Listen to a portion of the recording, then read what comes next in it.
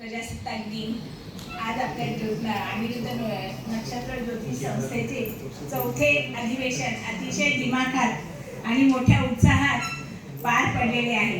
हे अधिवेशन इतके यशस्वी झालेले आहे की आदल्या दिवशीपर्यंत आम्हाला कल्पना नव्हती की इतके छान होईल, कारण आमचे उपासनी सर नव्हते आज, मिलिंद सर नव्हते आज.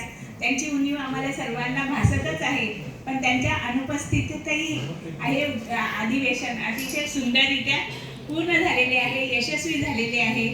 जेवण अतिशय उत्तम होते. सगळ्या मान्यवरांची भाषणं सर्व सुंदर होती. अतिशय महत्त्वपूर्ण अभ्यासपूर्ण अशी सर्वांनी भाषणे केली.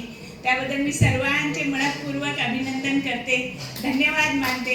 माझ्या समीक्षाचे खूप खूप अभिनंदन करते. तुम्ही एकटीने हे सर्व अधिवेशन इतक्या मोठ्या उत्साहात पार पाडलेले आहे, कोणाचीही मदत नसताना. आंबोले सर आहेत आंबोले सर पडद्यामागचे सूत्रधार आहे, पण कोणाचा तरी मदतीचा हात हवाच असतो. आमची इच्छा असते, पण आम्ही खूप लांब राहत असल्यामुळे आम्ही त्यांना कोणतीही मदत करू शकत नाही, पण शाब्दिक आणि आधार देत असतो. मात्र समीक्षा तू पुढे हो, आम्ही आहोत तुझ्या पाठीशी. सर्व छात्र मी श्री स्वामी समर्थ महाराजांची भक्त आहे. 2000 सालापासून मी स्वामी समर्थ केंद्रामध्ये प्रश्नोत्तर विभागात प्रमुख पदावर होते. बालसंस्कारची प्रमुख होते. परत विवाह संस्थेची प्रमुख पदावर मी काम केलेलं आहे. आणि स्वामी समर्थ केंद्रात मी जेव्हा प्रथम गेले, सर्व लोक म्हणायचे, मॅडम एकतरी दिवस मंदिरासाठी द्या ना तुम्ही. मी माझ्या संसाराच्या रगाड्यातून मला वेळ मिळायचा नाही. पण जेव्हा मुलीचं लग्न झालं 2009ला, तेव्हा मी खूप फ्री झाले. मग म्हटलं चला आठवड्यातला एक दिवस आपण स्वामी समर्थ केंद्रासाठी देऊया. आणि मी दर शनिवारी प्रश्न उत्तर विभागामध्ये काम करू लागले.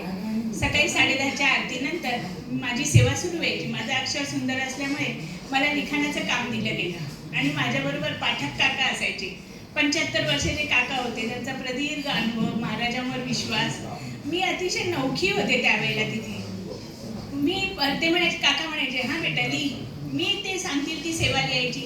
आणि त्या समोर आलेल्या ताईंना म्हणायचे, रडू नका ताई, तुमचं सर्व काम छान होणार बरं का, तुम्ही एकदम छान होणार, काही काळजी करू नका, तुमचं संकट दूर होणार. फक्त विश्वास मी त्यांना द्यायची.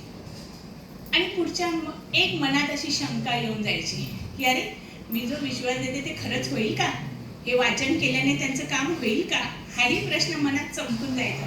पण पाठक काका बाजूला असायचे. ते म्हणायचे, अगं ताई छानच होतं, महाराज आहेत ना आपले, ते करून घेतात. हां, मग मलाही वाटायचं हो.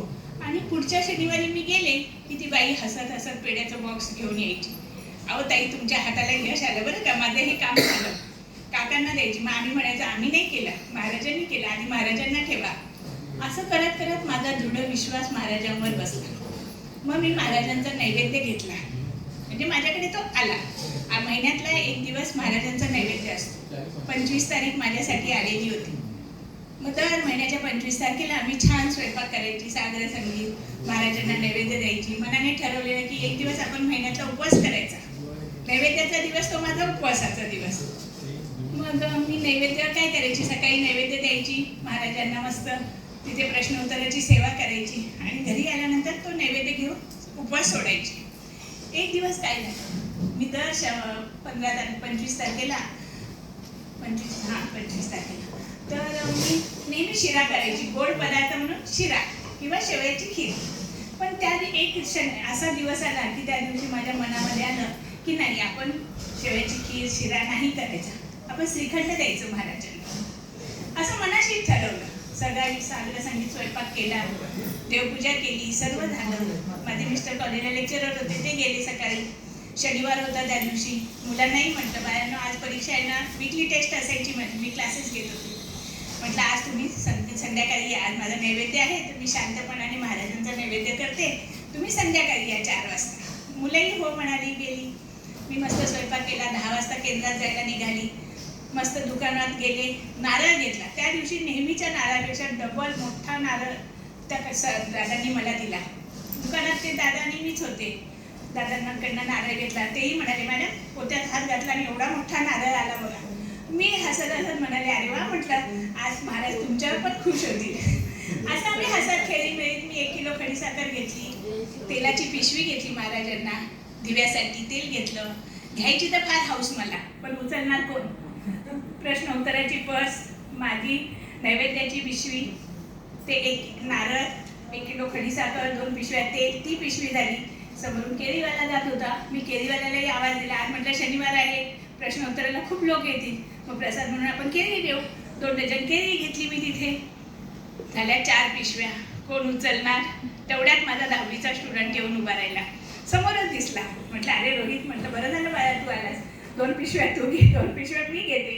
आम्ही दोघांनी मिळून मस्त घेतल्या 2 पिशव्या. केंद्रात गेलो, पाय धुतले, श्रीखंडच विसरले बरं का. आणि ह्या सगळ्या गोंधळात हे सगळं घेतलं. मी गाभाऱ्यात गेले, नैवेद्य मांडायला लागले. बघते तर श्रीखंडच नाही. मला घामच फुटला. बापरे, म्हटलं आता काय करावं.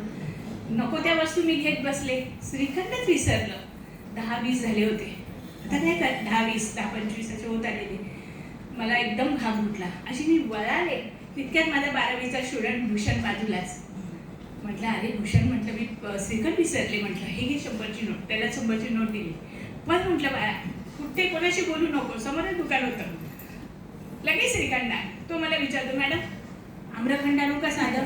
म्हटलं कोणतंही आण बाळा, जे त्यांच्याकडे असेल त्यांनी सुट्टे पैसे आणू नको, मी जाताना घेऊन जाईल त्यांच्याकडून. तू श्रीखंड घेऊन ये. तोही बिचारा परत परत गेला. श्रीखंड घेऊन आला. घामे घेऊन 10-25 झाले. आला, मग मला बरं वाटलं. पटकन म्हटलं सोनवणे ताई होत्या तिथं, त्यांना म्हटलं ताई वाटी चमचा द्या. तर तो आमचा स्टॉलवाला प्रवीण कसा म्हणतो, मॅडम वाटी वगैरे काही देऊ नका, किती वाजले बघा, 2च मिनिटं उरली, तर डबाच ठेवा म्हणे. म्हटलं अरे डबा, ठीक आहे म्हटलं डबाच ठेवा. वेळेला महत्त्व असतं आमच्या स्वामी समर्थांच्या मठात. अगदी 1 मिनिट सुद्धा आरतीला वेळ चालत नाही. डबा तसाच फोडला, वरचं कवर काढलं, तसंच ठेवलं. हातात आरतीचं ताट घेऊन उभी राहिली स्वामी समर्थ समोर. माझे डोळे भरून आले. तेव्हा म्हटलं मी घरात इतकं छान वाटते, सगळ्यांना वाटी चमचा श्रीखंड, आणि तुमचा नैवेद्य महिन्यातून 1 दिवस तोही मी व्यवस्थित नाही दिला, डबाच ठेवला महाराज तुम्हाला, असं माझ्या मनातून आतून आलं. आणि महाराज गोड मानून घ्या बरं का तुम्ही, असं मनात म्हणते. आरती झाली, सगळं झालं, जप झाला. गाभाऱ्याला आम्ही कडी लावली. मी बाहेर आली. मी प्रश्नोत्तराला बसली. तो वार शनिवारच होता. प्रश्नोत्तराला बसली. गाभाऱ्याला बंद होतं, कडी लावतात, आज कोणाला सोडत नाही त्या वेळेला. प्रश्नोत्तर झाले, 3:30 वाजले. आता म्हटलं जायची वेळ. सगळे लोक पण गेले. 70-80 फॅमिली आमच्या केंद्रात यायचे प्रश्न घेऊन. त्याला मी पत्रिका पाहायची, विनामूल्य ती सेवा असायची आमच्या केंद्रातर्फे. आणि सगळी लोक गेली. 3:30 वाजले. म्हटलं आता चला नैवेद्य घ्यायचा, घरी जायचं आणि जेवायचं आणि ट्युशनला बसायचं. सर्व झालं. नैवेद्य घ्यायला गेले. अगरबत्ती ओवाळायला लागली महाराजांना. मी अगरबत्ती ओवाळता होता सहज ताटाकडे लक्ष गेलं. अरे म्हटलं कोणी खाल्लं श्रीखंड याच्यातलं? पूर्ण 3 बोटं अशी खाल्लेलं होतं, पूर्ण श्रीखंड असं. हो, पण डोक्यात येतंय कुठे महाराजांनी खाल्लं नाही, कोणी खाल्लं हा विचार मनात चमकत होता. तशीच मी अगरबत्ती ओवाळली. तेवढ्यात पाठक काका मागून म्हणाले, ताई माझ्या पण अगरबत्त्या ओवाळ्या होतो. म्हटलं त्या काका, त्यांची ओवाळली. मग काकांना म्हटलं काका आत या बरं. गाभाऱ्यात मी एकटीच होते ना. काका म्हणे काय झालं ताई? म्हटलं बघा बरं श्रीखंड कोणी खाल्लं. काका समोर स्वामी, फोटो महाराजांचा. बघतायत ना अशी 3 बोटं, 1, 2, 3 असं पूर्ण खाल्लेलं होतं. बरं, जुलै महिना 2015, 25 जुलै 2015, थंडीचे दिवस. पाऊस म्हणजे मी नाशिकला त्यावेळेला 2015ला खूप पाऊस, थंडीचे दिवस. बस विरघळलं असतं तर पाणी साठलं असतं खाली, पाणी सुद्धा नाही, घट्टच्या घट्ट श्रीखंड. मग काकांनी माझ्या डोक्यावर असा हात ठेवला. ताई म्हणे आज तुम्हाला बघा ब्रह्मा, विष्णू, महेश या तिघांचा आशीर्वाद मिळाला म्हणे. काकांचे डोळे भरून माझे डोळे, मला तर रडायलाच यायला लागलं. म्हटलं बापरे, आज महाराजांनी आपल्याला स्वीकारलं, किती आनंदाची गोष्ट होती. मग सगळे केंद्रातले आम्ही महत्त्वाचे जे लोक होते 7-8 महत्त्वाचे सगळे आत आले. मग काकांचा मोबाईल त्यांच्या खिशात, त्यांनी पटकन काढला, पटापट फोटो काढले. माझा कॅमेरा कुठे? माझ्या पर्सजवळ. मग प्रवीणला म्हटलं प्रवीण माझा कॅमेरा घेऊन ये बेटा. म्हटलं पटकन मी फोटो काढते. फोटो आणि इतकं आनंदाचं वातावरण, त्याच्यात 4 कधी वाजले कळलंच नाही. मग माझ्या मैत्रिणी होत्या गट्टवारताई, त्या म्हणे की ताई चला मी तुम्हाला सोडते गाडीवर घरी. मुलं घेऊन उभी असतील ना ट्युशनची. मग काका म्हणाले ताई आता हा नैवेद्य तुम्ही खायचा नाही, हा असाच ठेवा ताटात, ते ताट असंच न्या. घरात ठेवा आणि सगळ्यांना दर्शनाला बोलवा. तुम्हाला सांगू, माझी ट्युशन होती, परीक्षा होती, पण म्हटलं आपलं कर्तव्य श्रेष्ठ. ट्युशनला सुट्टी नाही द्यायची. मी तसाच नैवेद्य घरातल्या देवाऱ्यासमोर ठेवला. यांना म्हटलं, अहो उठा, स्वामींनी आपला नैवेद्य खाल्ला. माझ्या मिस्टरांचा विश्वास नंतर ते म्हणाले, अगं म्हणे स्वामींना कुठे वेळ आहे तुझा नैवेद्य खायला, गप्प बस. म्हटलं अहो नाही, तुम्ही उठा बघा. आणि त्यांनी पाहिलं तर त्यांना खरंच दिसलं, त्यांनाही आनंद झाला. मग ट्युशनच्या मुलांना म्हटलं, बाळांनो आजची परीक्षा अतिशय सुंदर द्या, आउट ऑफ मार्क मिळवा. आणि थोड्या वेळी मी तुम्हाला एक आनंदाची बातमी सांगणार आहे. मुलं कुठे ऐकतात, मॅडम आताच सांगा. म्हटलं नाही, आता नाही सांगणार, आधी परीक्षा द्या.